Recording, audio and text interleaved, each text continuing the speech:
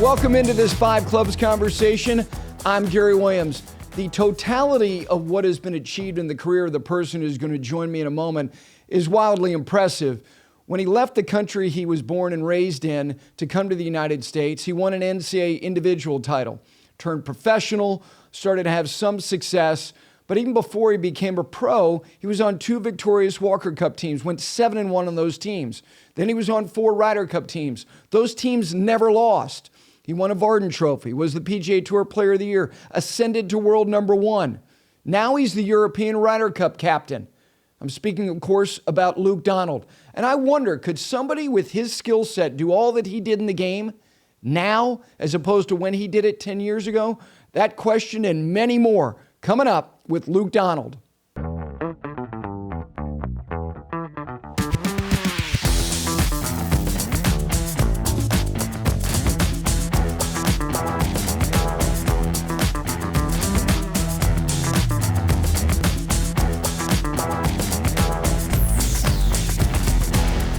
And with that, we welcome in Luke Donald. Luke, my friend, how are you?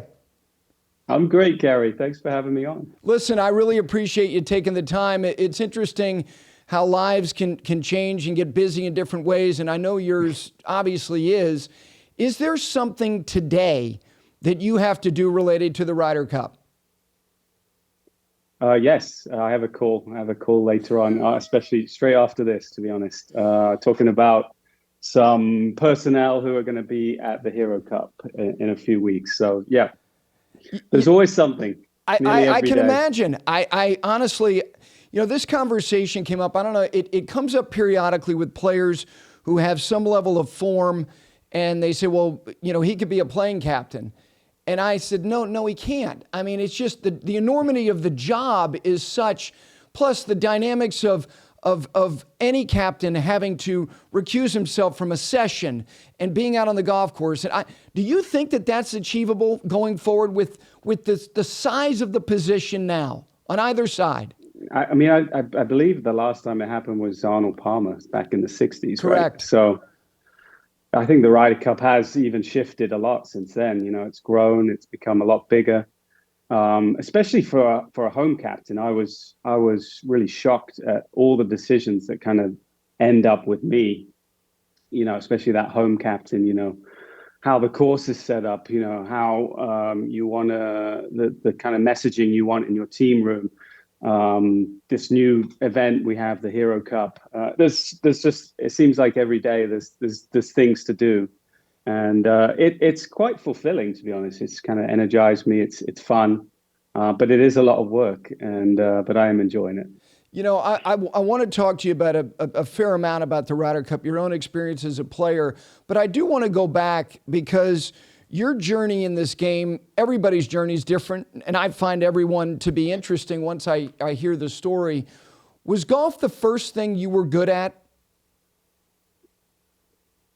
I think so. I started when I was 7 years old, so I started pretty young, and I fell in love with it very quickly. It came pretty naturally to me. I really took very few lessons as a junior. I sort of had a natural young swing that worked well, and not too many people kind of interfered with it. So I played some other sports growing up. I played cricket, rugby, but by the time I got to about 14, I kept getting some injuries, and it was taking me away from my golf, which was my true passion. So, golf has always been kind of at the forefront. The schooling you had before you came to the States, I want to ask you about the High Grammar School. Did you take the 11+ exam for entry into that school? Well, I'm so old that it was the 12+ back then. Was it really? Changed it. They brought it a year ahead, I think, since I took it. But I took the 12+. Yeah, I started off at a very artsy school, a Rudolf Steiner school, until I was 10 years old, and then we moved, and I went to more of a traditional school, and I had 2 years to really prepare for the 12+. And the artsy school wasn't really pushing you that hard academically, so I had to work very hard at this other school to try and pass the 12+, and I managed to do it and got into the Royal Grammar School in High Wycombe, which was a great school. very sporty, very academic. It was a mile away from where I lived. I used to walk to school, and it was fun. I had a good time. The school dates to 1551, so they have a little history on their side. I think of schools in the States, these great prep schools, and I went to, I lived in a small leafy town outside of New York City, and I think of schools that were started in, like 1886, 1905, 1551. Do you remember a tradition at the High Grammar School that was particularly noteworthy to you as you entered? I mean, was there anything that stood out about the history or traditions of the school? Well, it feels like about 1500 since I was last there. So you really put me on the spot here, Gary. Um, I'm trying to think. We had what's called prefects. I think if you were doing well in sports or doing well in the school, you became prefect, and that was like you sort of had some hierarchy almost within the school, and you were looked up for the guys that were prefects. You knew they were doing well in school. You knew they were either good at academics or good at sports. And I remember that. Did But you wear a man, coat so and a lot tie of every day? Did you wear a coat and tie to we school? did we did, yeah. Yeah, Yeah, and the prefects had a different colored tie from what I remember, so you could tell who they were. you were coming up in the game at a time where the idea of coming to the States was not only not like the easy path, it wasn't necessarily the natural path for kids from Europe. And it was kind of a mixed bag. And I look at your contemporaries. Paul Casey made the choice, but Justin Rose did not. Ian Poulter did not. Where did the curiosity about getting schooled in the United States start? Do you remember? Well, I got to about 16 years old and I was starting to play for the full England side at that point. So I was probably one of the best 20 amateurs in the country. That's when I sort of thought, maybe I've got a chance to pursue this professionally. And, I love it. How great would it be to, turn professional and make a living out of something that I really enjoyed? So that's when I sort of started thinking about what my next move was. But that, from the other side was my parents who really believed in me having a balanced life, not just be one centered on one thing. And so education for them was important. And for me to be able to, I wasn't good enough at 16 to go pro, like a Justin Rose or Sergio or someone like that. I just felt like I was good, but nowhere near good enough. So I wanted to continue my sport, but then continue my education. And yeah, Paul Casey, I think, had gone the year before, but not many people from the UK had started going into the US college system. So, I started the process of trying to figure out where I could go. I think that was it was a very much unknown to me.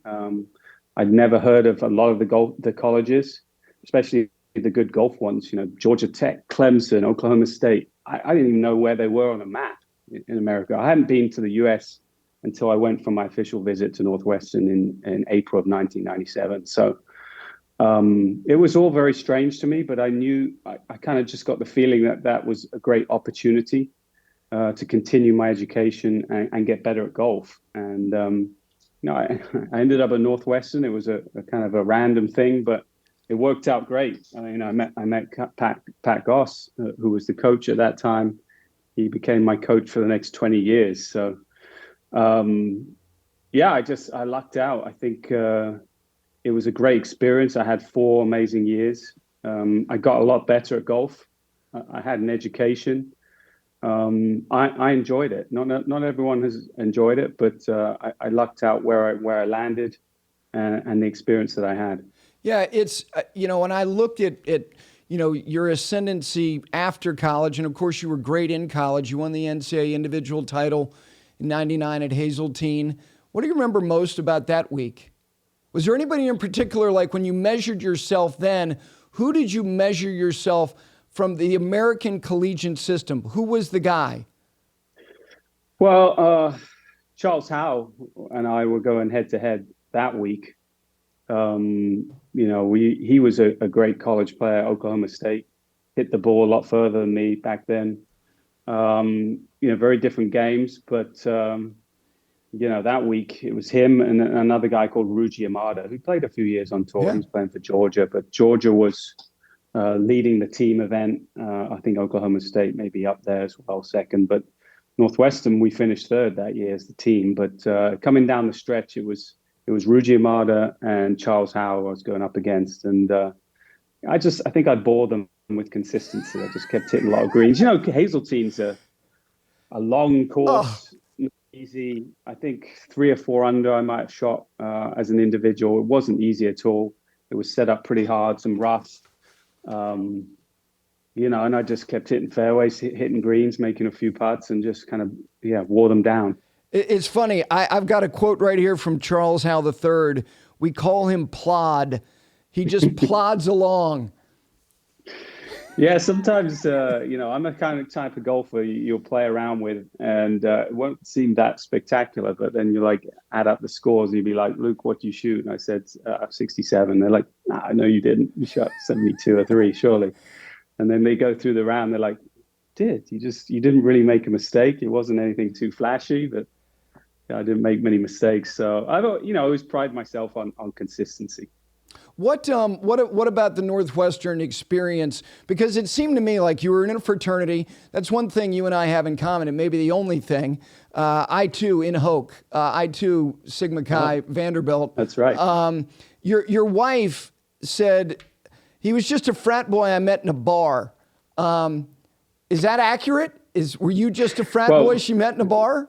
We did meet in a bar. I think she knew me from the daily newspaper, the Daily Northwestern, because I was on the back page of the sports quite a lot because, I was the best golfer in Northwestern, probably the best golfer in college for 2 or 3 of the years I was there. So, I was on those pages a lot, and she'd probably see me now and again. She's like, "Who's this guy?" I don't really see him out that much. My last quarter of Northwestern, I had 1 credit to graduate, and I took it was sculpture. I think I was an art major. Yeah. So Tuesdays and Thursdays I did sculpture from 9 to 12, and the rest of the time I was just playing golf and going out and partying and hanging out with the fraternity guys and going to bars and just being a college kid and enjoying myself. So yeah, we met at a shady college bar my senior year, and we hit it off pretty quick. The transition from college to professional, when you and Pat, and look, the advancement of analytics is at a level now that it's interesting, and I think sometimes it's a little overwhelming, particularly for people who are like, I don't, kind of explain it to me. I think it's too much for the common fan. There's a lot of information. Did you think you were equipped at that time with all the things that you needed to make the transition? I thought I had a really good chance just based on having won 13 times in college, won an NCAA. I was arguably the best player, if not the second best player, for 2 or 3 of the years I was at college. First team All-American 3 times.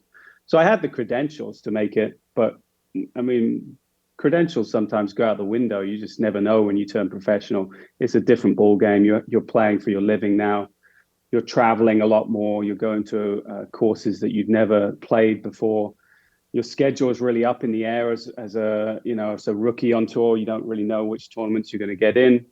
You're trying to make the most of it. You're trying to push yourself. You've got a lot of distractions from everyone on the range trying to push equipment on you. It's a lot going on in those first couple of years, and I certainly played okay that first year, but I learned pretty quickly that my game needed to improve if I was going to be, a consistent player on the PGA Tour. I was good, but certainly, I thought I was one of the best short game players in college, and I got to the PGA Tour and I was pretty average. So, there was some rude awakenings for sure along the way.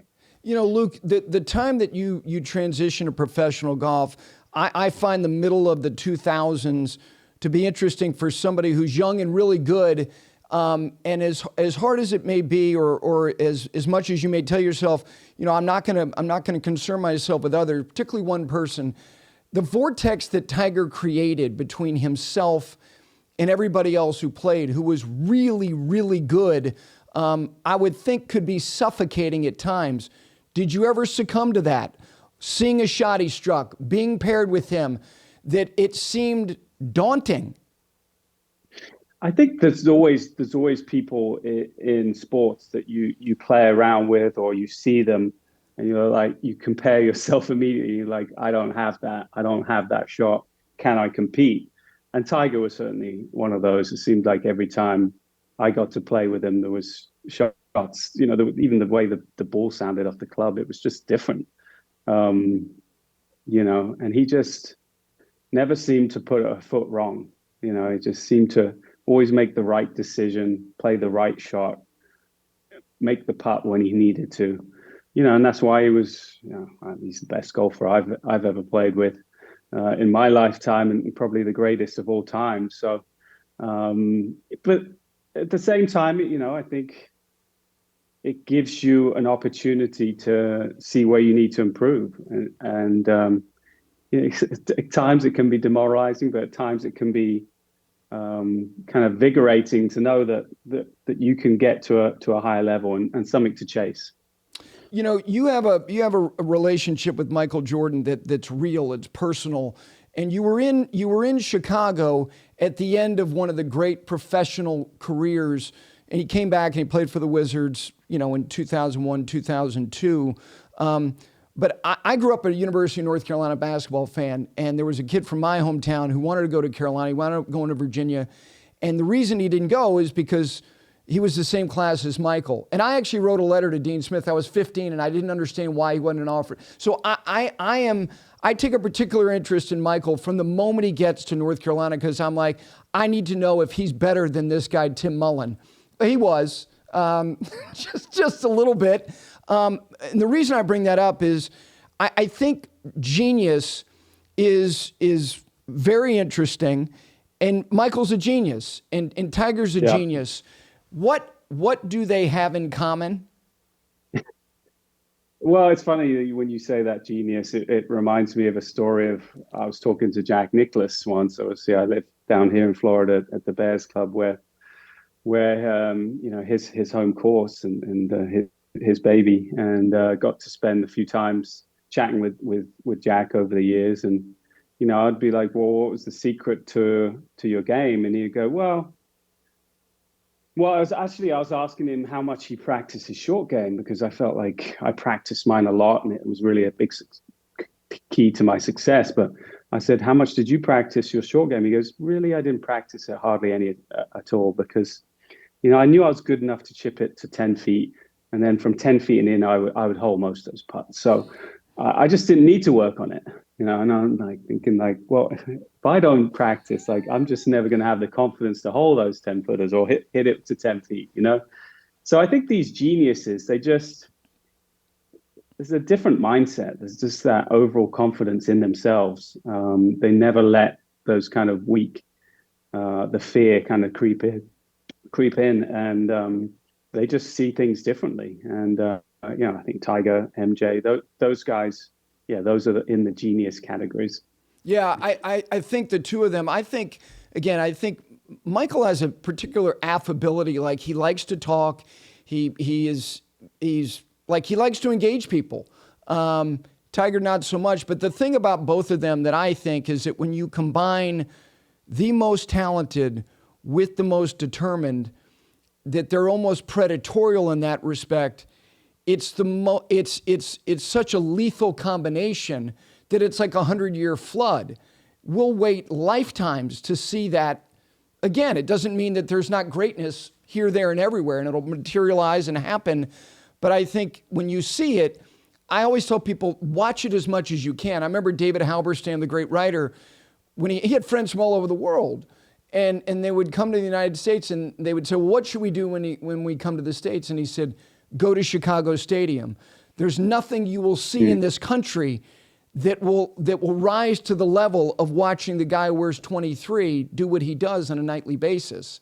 I have to think that you have an appreciation for sport, whatever it may be, cricket, soccer, rugby. When you see it, you just want to consume it, right? Oh, absolutely. And, I think these geniuses, they obviously put in the hard work.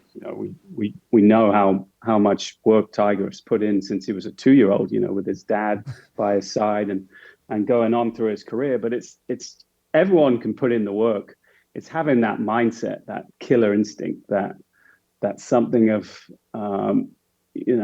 really knowing that you're better than everyone else, and knowing that you love those competitive moments and you live for them. And and that's, I think, what separates the geniuses from the very good players. It's that mindset, that killer instinct. I want to ask you, as we go through your career, that the first Ryder Cup experience is '04, and it's a fascinating week for a lot of reasons, the whole Tiger Phil thing. But on the European side, you were one of 5 rookies on that side. And so and I was looking and I'm like, God, it seemed like there were a bunch of old guys, but not really. Monty was 41 and Darren Clark had a little bit of age, but there were some guys in their early 30s, and then there were a bunch of you guys in your mid to late 20s. What do you remember most about that week? Well, I remember, first of all, before the Ryder Cup, just the overall gratitude for Bernard Langer for picking me. I think we only had 2 picks that year. Monty was one. He was obviously a legend in the Ryder Cup.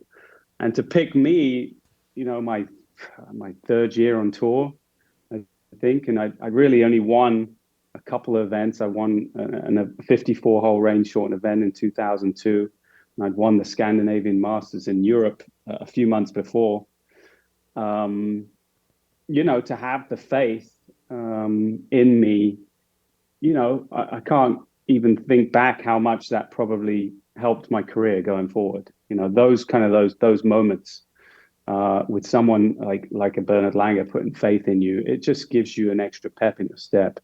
And I went the very next week after selection for that Ryder Cup was made, I won again in Switzerland. So, I think it really helped propel my career. And I've got a lot to thank about Bernard for picking me and having that faith in me. But, I remember it just as a really fun week, a fun group of guys. I remember my horrible first tee shot, hitting it 50 yards right, and thinking, oh my word, what have I got myself in here? This is a lot of pressure. This is a lot to take. But I was playing with Paul McGinley that day in the 4 balls. He put his arm around me walking down the first tee after that tee shot. He goes, don't worry, I'm down the middle. I've got you on this hole. You're going to be great after this. And I was after disastrous. I think I made a 6 on the first, just bumbling around the right-hand side of the hole, Oakland Hills. I got kind of back into the groove, hit a couple good shots and got my confidence back. But just an amazing week. Glad to be a part of it. We won pretty easily. Yeah. I think I won 2.5 points out of 4. So, pretty solid as a rookie. I remember hitting even that first 4-ball morning, I had a 2-iron into the 18th hole at Oakland Hills up the hill. The green's got that massive ridge in the center. And I just pured this shot at the hole and it rolled back. It ended up making a 2-putt par. And I think it was Chris Riley had to hold about a 10-footer for the half. But he made it. We got a half point in the morning. And I was kind of off and running. I played 2 times with Sergio and we won both our matches. I lost my singles, but at that point it didn't really matter. There was no pressure. We won easily. I think you could do a whole show, like a whole 1-hour show on the memories of players hitting their first tee shot in a Ryder Cup, and how egregious some of the foul balls that have been struck by guys. Lanny Watkins told me a story in '91. He was going to play with Hale Irwin in the first match. And I was there, and I was just out of college. And I mean, '91, you know enough history to know how, there was some real tension in the air that week. And Hale Irwin knew the whole week he was going to hit the first tee shot. And right before they went out there, he's like, I can't do it. You're going to have to do it. This Hale Irwin, who is as nasty a guy when it comes to being competitive. And he's like, you're going to have to do it. I can't do it. What is the worst tee shot you've ever seen? The mental part?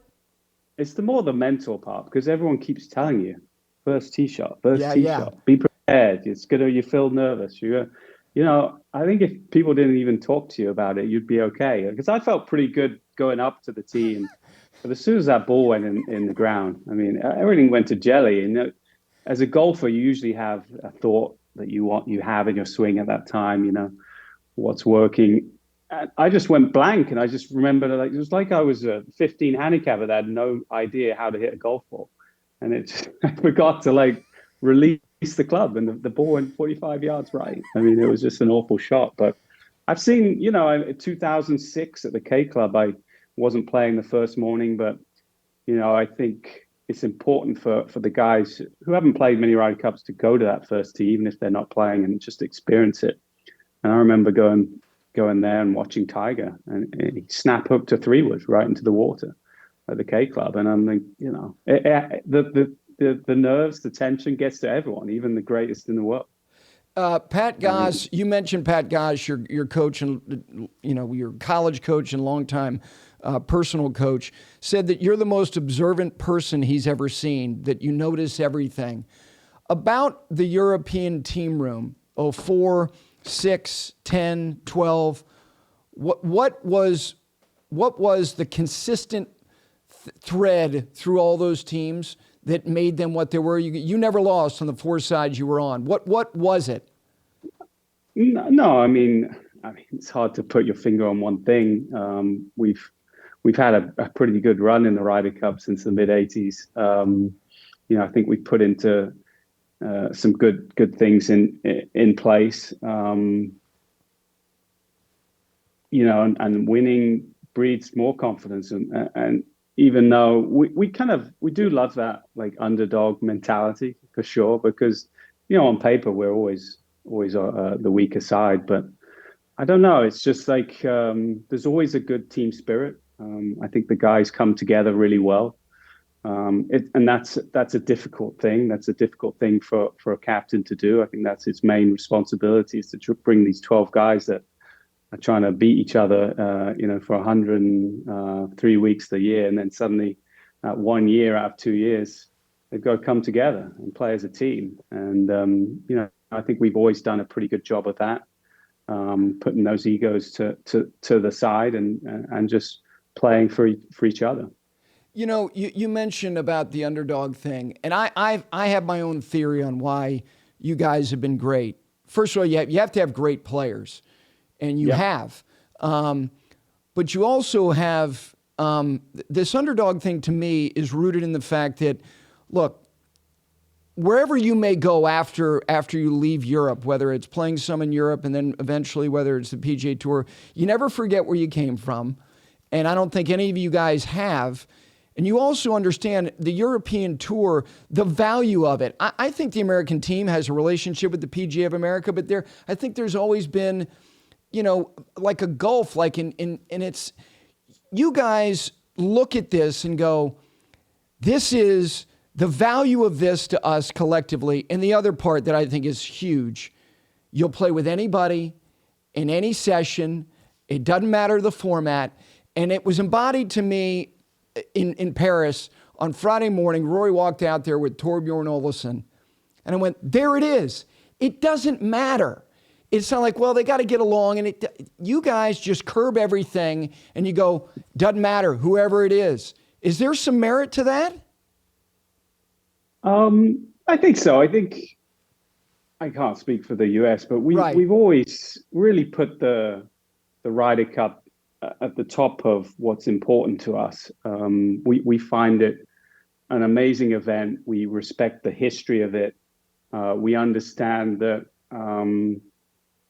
it can create individual careers by playing well too. But we understand the importance of it, the history, and the fact that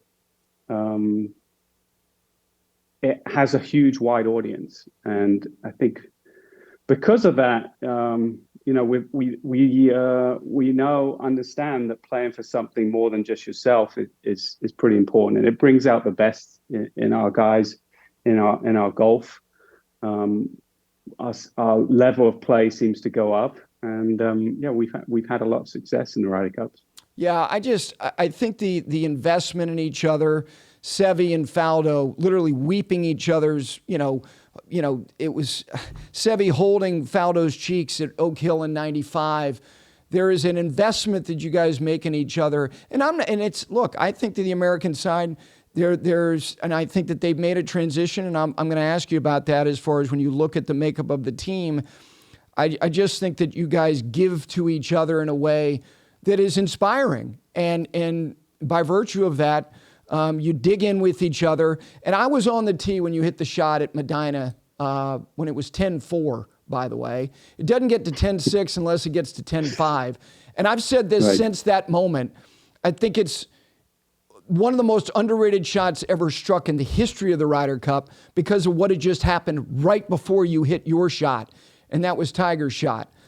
He's playing with Stricker. You're playing with Sergio. And look, you're at a place in the game where there were a few better than you. Take me through that particular moment where you were on that tee at a place where he had a hell of a record. Yeah, probably my most, individual iconic moment in Ryder Cups for sure is that 7-iron down the hill at 17. I'd played pretty poorly the first day and a half. Friday, Saturday morning, I'd had some bad losses. Wasn't really playing well, wasn't really feeling well. I was a little under the weather. But Sergio and I played, Tiger and Stricker that afternoon in the four balls and started to feel a little bit more energized. And we were 4 up through 9 and everything was going well. And then, the great one, Tiger, stepped up and started making a bunch of birdies and just kept putting the pressure on. He birdied 16, one of the toughest holes at Medina to get down to 1. We were only just 1 up with 2 to play, and then suddenly, all those things creep into your mind. We're suddenly 1 up now, with 2 holes to play, and Tiger steps up, just a horrible pin position on that front because, when you're playing from elevation, the ball's up in the air so long, you don't know how long it's going to stay there, and creating the right distance is tough. And he stuffs it to about 4 feet. And the crowd are just going wild. And then suddenly you think, well, we could lose this and we could lose 18. And then there's the Ryder Cup. It's gone. 10-4, it's going to be 11-4. I think Poulter and Rory were even behind at that point, behind us. So 12-4, it's game over. No matter who you are, you ain't coming back from that. So, and I just stepped up there and just felt like I had the perfect club again. In those moments, everything kind of becomes very fuzzy. You're not really thinking of too sharply. You're just going on instincts and adrenaline. And I just hit this perfect shot, and it went to about 2.5 feet. And I just remember, getting the grip between my teeth and just thinking, we got to win this point because we've got no chance otherwise. I think, again, where you had gone to school, Tiger in his history there, Stricker went to the University of Illinois. Sergio, you mentioned 16. The moment he had 99 at Medina on that previous hole, it's one of the great moments in PGA Championship history. Like the confluence of these 4 guys with their particular history to the region, the specific area, that part of the property, I think it was, again, I get the Poulter thing. I get it. But without 10-5, there isn't 10-6. And I'll go to my grave saying that shot is one of the ballsiest shots I've ever seen in my life. We needed both points for sure. One wasn't good enough, so we had to get both. But glad Pulse was doing his thing behind too. Yeah, he absolutely was. So, as you embark on this job that you've got now, first of all, let me take you to the idea of thinking you might get it and then you don't, and now you are. What has the last year been like emotionally for you? Yeah, a lot of ups and downs. I don't think it's wise to really listen too much to the general public, but there was the four of us put our name in the hats for the Ryder Cup captaincy. Myself, Paul Lawrie, Rob Carlson, and Henrik. And I heard a lot of rumors that I was tipped to be the next captain, but in the end they went with Henrik, and we all know what happened. and I had an opportunity, a second opportunity. And I think, successful people always take those opportunities when they come. So I'm, extremely happy that I have it. Not certainly no egos involved in how it happened. See it as a privilege, see it as a great honor. I'm taking it very seriously. It's the Ryder Cup has been so great to me over the years, and certainly a little bit earlier in my career that I thought I'd be a Ryder Cup captain. But I'm really taking full advantage of it and trying to enjoy this journey, enjoy what's happening every day. I said it's busy. There's something going on every day, but no, I feel very privileged to be in this role. Luke, you've got. I know you'll surround yourself with great people. Most importantly, you want a great team, but the predicted and inevitable assets that were going to be part of European Ryder Cup going forward, whether it is vice captains, captains, may or may not be there. And I'm talking about all your contemporaries. Do you see a way that any of those guys can be a part of this thing? And you know who I'm talking about. Yeah, I mean, it's hard to give you an answer because I can't see into the future. We obviously have a legal situation pending in February, and that could, play a big role in what happens. So, I haven't tried to give it too much thought, too much energy, because again, it's something I can't control. It's like who are you going to pick in 8 months? Well, I don't know. I don't know how they're going to play. But I'm keeping a very open mind. I'm certainly not blocking off any possibilities. So you have to ask me that question a little bit more down the road. Yeah, and that's totally fair. And I did say this a couple of months ago. I just, look, there's some real depth to these relationships, personally and professionally, that exists on both sides, but particularly on your side. It is going to be interesting to see how it all plays out. You asked about these guys, like I love the fact that the meter's running, and I love the fact that this conversation is constant and continuous for us. Realistically, how many guys do you have? A big board? Do you have a board of players that are on your radar, so to speak? Oh, absolutely. I think. You can get a little bit of an idea from this Hero Cup that's coming up. I think these are some of the. First of all, this is a great opportunity again to get some younger guys into that team room, playing kind of match play, playing together, just seeing how they bond together. This is going to be an important step to bring back a match play event like the Hero Cup to the European schedule. There's some great young players. I think I'm very excited about some of the core players that have already started playing well again. But there's a new generation of players that are hungry to make that Ryder Cup. And, you mentioned it a little bit earlier about the US team. They've certainly had a shift where they've gone with some younger players with less scar tissue. Guys that seem to get along very well, and I think Europe potentially is starting to go through a similar shift. A lot of the guys that have been stalwarts, are coming towards the end of their career. I'm not saying they don't have opportunities to make further Ryder Cups, but it's becoming less and less likely. So we need some of these young guys to step up and fill some of those holes. And that's why I'm excited to go to Abu Dhabi in a month or so and see how these guys perform. You were there in 2010 for Rory's first Ryder Cup, and he expressed, kind of some ambivalence about it. And then he had the week, and he's like, I was wrong. And one of the things I appreciate about him, about many things I appreciate, is that I think that great opinions are opinions that evolve. And he's done that repeatedly throughout his career. To now, you go back to Whistling Straits and him sobbing after Sunday and not feeling like he had contributed enough after he won his singles point. He is a generational player in terms of what he does in the game. He's a generational player with respect to your side. Is he the bona fide leader of your team as a player? I really want Rory to lead by winning every point he plays. That's how I want him to lead. But he is a leader. We've seen that.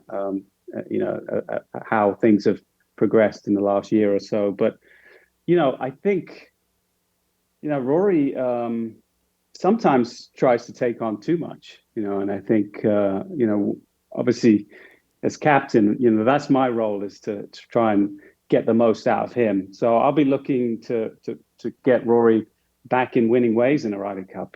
He obviously cares about it. We saw that. It means a lot to him. But he'd be the first to say that he was disappointed the way he's played. He even didn't. He played okay in 18, won a few points, but for his standard, I don't think he's played up to what he would consider, his good golf and winning as many points as he should. So, again, one of my things that I'm thinking about is, how we can get the most out of Rory. The American side, just, look, Spieth and Thomas played the other night.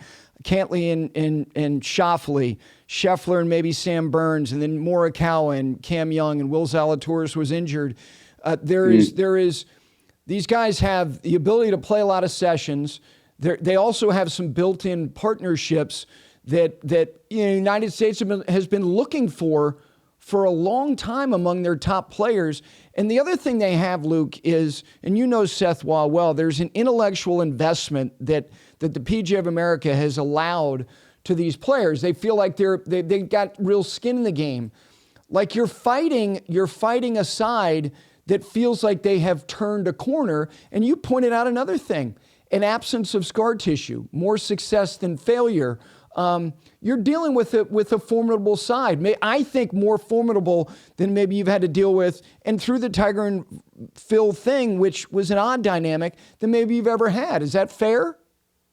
I think it's absolutely fair. I think our work as a European team is very cut out. I think the US are going to be extremely strong. As you said, there's a lot of young, hungry players that seem to get along well. They already started to form good partnerships. We saw that at the Presidents Cup. We saw it last year at Whistling Straits. Even just watching the match the other day, I mean, Spieth and Justin, they get along well. They interact well, and I think that is part of a good, successful partnership is kind of having each other's backs, and those two seem to get along extremely well. So, add that to great golf. I mean, these guys, I think the average world ranking at the Presidents Cup was 11. I mean, that's unfathomable. They are top players, and certainly our work is cut out. It doesn't mean I don't think we have a chance. I think we have a good chance. We have some great players ourselves. We're on home soil. I think that's big. We certainly had some disadvantages at Whistling Straits. In COVID, unfortunately, we weren't able to get many fans over from the UK, from Europe to support us. Yep. It felt a little bit dead. The energy wasn't quite there.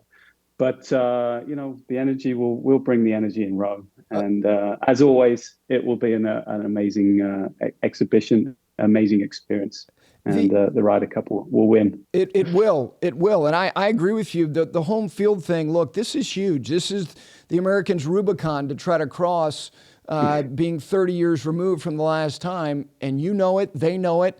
I think it's one of the great dynamics in sports. Do you have a coach or a manager that you've either reached out in sports somewhere in the world that you've appealed to from a principle standpoint, the application of coaching techniques or team building that you're curious about? Is there any coach or manager in any sport anywhere in the world that you'd like to engage to talk about team building? That is part of the process, and certainly on my radar to visit some other sports teams and just see how they interact and do that. I've certainly got a great team behind me. We brought on a few people. I'm not going to name names, but we've got a great team behind us that's helping, with building that culture and also seeing, how other great teams do it. I've started reading a lot more books on leadership and team building and all that kind of stuff too. I think that's important. As I said, as a captain, that's my main role, is to try and figure out how to bring the best out of my 12 guys and create an environment where they can succeed. I don't know if you've read the book Legacy about the All Blacks. That's a great book. One? Yeah, that book. Yes. Well done. That was not prompted. That's not a prop. That's It's not. that's I've got a few of my books out, there you out go. here in my office. I No, I got think it is a great one.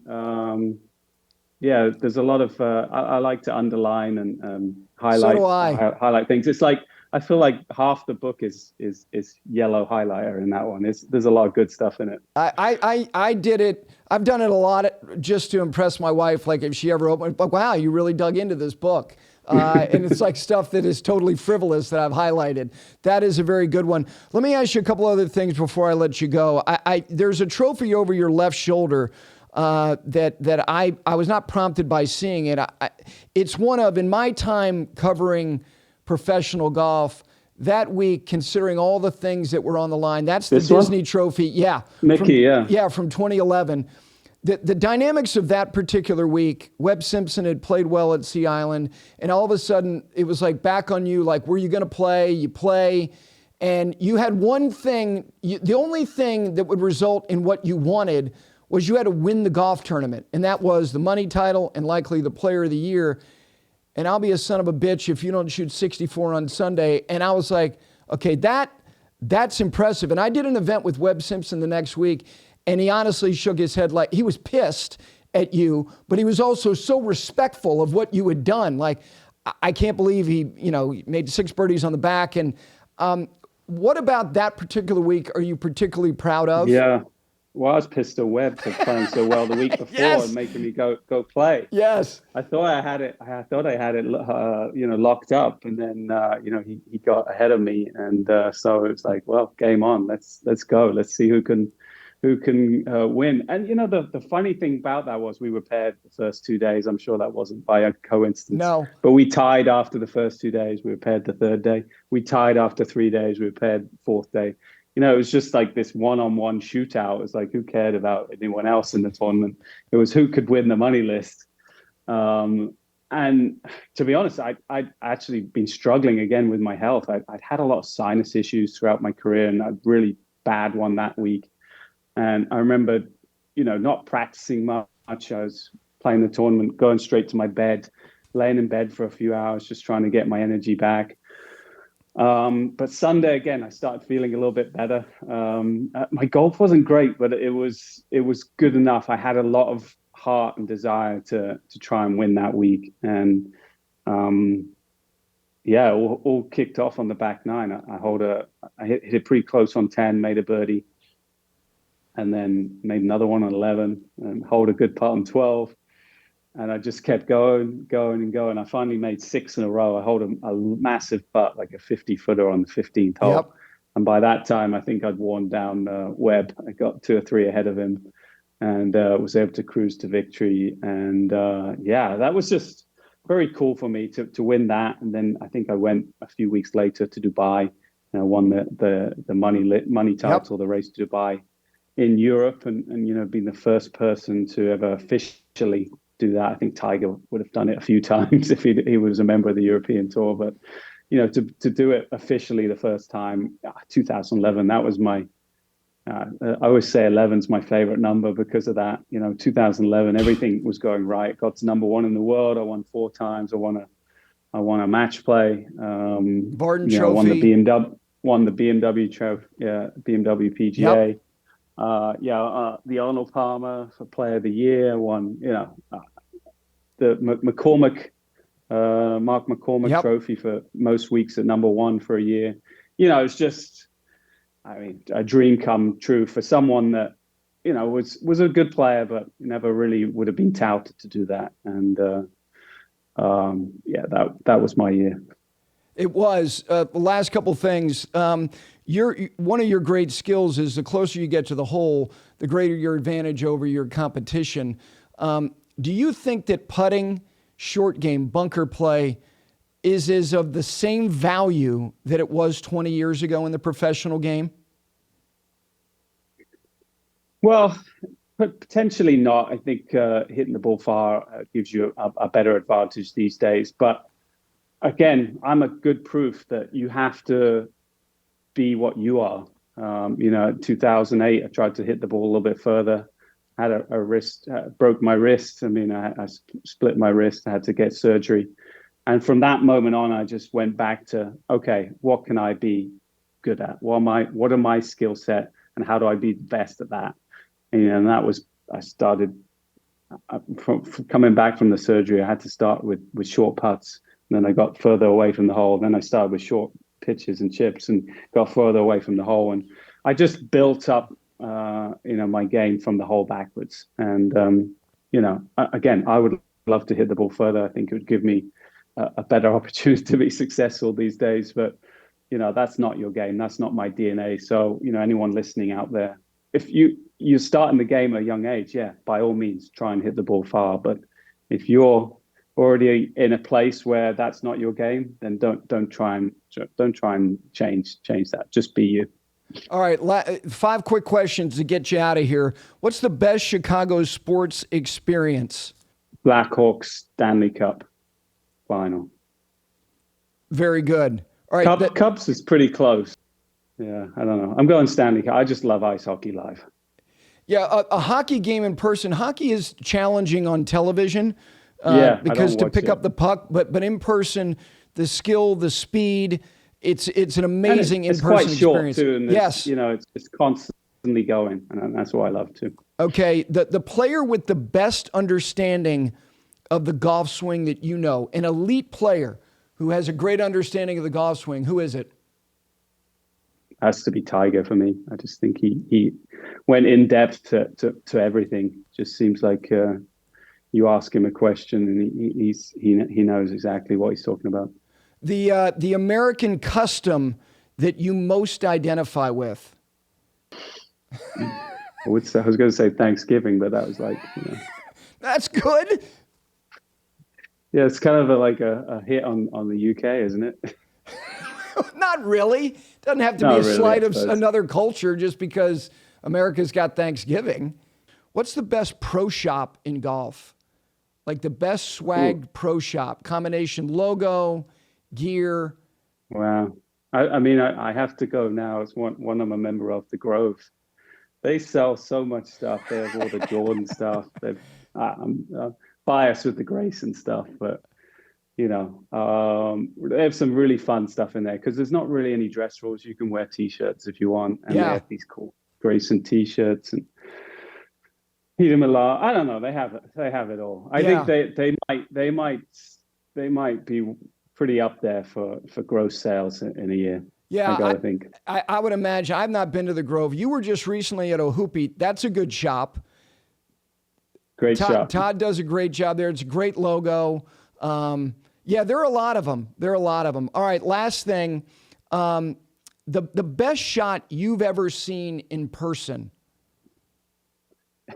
It might actually be Rory in a Ryder Cup at 2018 as a vice captain. You remember when he was on the side of the hill on the 12th hole, I think it was, the 13th hole? What was he it? He was on the side of the rough. I mean, his ball was 2 feet below his hole, and he's having to hit a 9-iron over a pond.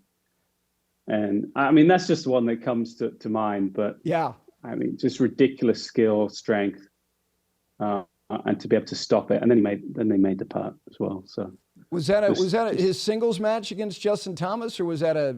No, he was playing, I think, foursomes with Ian Poulter. Okay, I don't recall it. I'm gonna go and try to YouTube it. Listen, I know that your time, you got a lot on your plate. It's the holidays. I wish you and Diane and the girls a great holiday season. Thank you for doing this. I look forward to seeing you in the new year. I'll see you then. Yeah, have a good 23. I hope mine's a good one, a winning one. Thanks so much. Thanks, Gary. Really appreciate Luke Donald for taking the time. He's got an interesting challenge because he doesn't want to be the guy who loses the first home game since 1993. And he's going through a period where they were transitioning no matter what. Even if Sergio was eligible and Poulter was eligible and Westwood and Paul Casey, were they still going to be on the side anyway? but they're not going to necessarily even be there. That to me is one of the biggest stories going into 23. What inclusion, if any, will any of those guys on the European side who've been studs for 2 decades have for Luke Donald as players or vice captains? Appreciate his time.